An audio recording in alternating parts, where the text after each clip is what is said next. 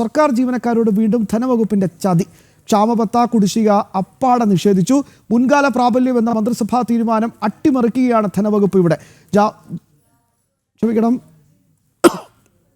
സർക്കാർ ജീവനക്കാർക്ക് ലഭിക്കേണ്ട 6204 കോടി രൂപ നിഷേധിക്കാനായിരുന്നു ധനവകുപ്പിന്റെ ഈ ഇടപെടൽ എന്നാണ് മനസ്സിലാക്കാൻ സാധിക്കുന്നത്.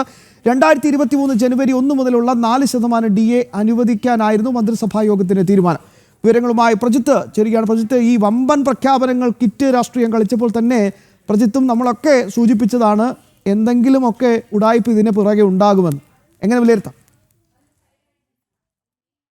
തെരഞ്ഞെടുപ്പ് അടുത്തതോടെ സർക്കാർ ജീവനക്കാരെ ഒന്ന് തണുപ്പിക്കുക. കാരണം ഇപ്പോൾ തന്നെ സർക്കാരിനെതിരെ വലിയ വികാരം അവർക്കിടയിൽ ഉണ്ടായിരുന്നു. പ്രത്യേകിച്ച് ഈ ശമ്പള പരിഷ്കരണ കുടിശ്ശിക, അതുപോലെ തന്നെ 12ാം ശമ്പള പരിഷ്കരണ കമ്മീഷൻ, ക്ഷാമബത്ത കുടിശ്ശിക എന്നിവയൊന്നും കൃത്യസമയത്ത് നൽകുന്നില്ല എന്നുള്ളൊരു പ്രശ്നം അവിടെ നിലനിൽക്കുന്നത് സർക്കാർ ജീവനക്കാർക്കിടയിൽ വലിയ അമർഷങ്ങൾ കാരണമായിരുന്നു. എന്നാൽ ഇത് തിരിച്ചറിഞ്ഞിട്ടാണ് സർക്കാർ ഒരു പ്രഖ്യാപനവുമായി രംഗത്ത് വന്നത്. പ്രത്യേകിച്ച് പതിന് കൊടുക്കാനുള്ള ക്ഷാമബത്തയിൽ 4% തൽക്കാലം അനുവദിക്കാം, 17% കുടിശ്ശികയിൽ 4% തൽക്കാലം അനുവദിക്കുക എന്നൊരു തീരുമാനത്തിലേക്ക് സർക്കാർ പോയത്, അല്ലെങ്കിൽ അങ്ങനെ ഒരു പ്രഖ്യാപനം ഉണ്ടായത്. ഇപ്പോഴും 13% കുടിശ്ശിക, അതുവഴി തന്നെ ജീവനക്കാർക്ക് ലഭിക്കേണ്ട കോടിക്കണക്കിന് രൂപ, ജീവനക്കാരിലേക്ക് എത്തിച്ചേരേണ്ട കോടിക്കണക്കിന് രൂപ അത് അവർക്ക് എത്താതെ പോകുന്ന സാഹചര്യവുമുണ്ട്. എന്നാൽ ഇതേ ഉത്തരവുമായി ബന്ധപ്പെട്ട് ഒരു അട്ടിമറി നടന്നിരിക്കുന്നു എന്നുള്ളതാണ് നമ്മളിപ്പോൾ പുറത്തുവിടുന്നത്. ഒന്ന്, ഈ 4% DA കുടിശ്ശിക മാത്രം അനുവദിച്ചത് മന്ത്രിസഭാ യോഗത്തിന്റെ തീരുമാനം അട്ടിമറിച്ചാണ് എന്നുള്ളതാണ് ഇപ്പോൾ പുറത്തുവരുന്ന പ്രധാനപ്പെട്ട വാർത്ത എന്നുള്ളത്. അതായത് 2023 ജനുവരി 1 മുതലുള്ള 4% ക്ഷാമബത്ത അനുവദിക്കാനായിരുന്നു മന്ത്രിസഭാ യോഗ തീരുമാനം വന്നിരുന്നത്. ഇങ്ങനെ വരുമ്പോൾ 2023 ജനുവരി 1 മുതലുള്ള മുഴുവൻ കുടിശ്ശികയും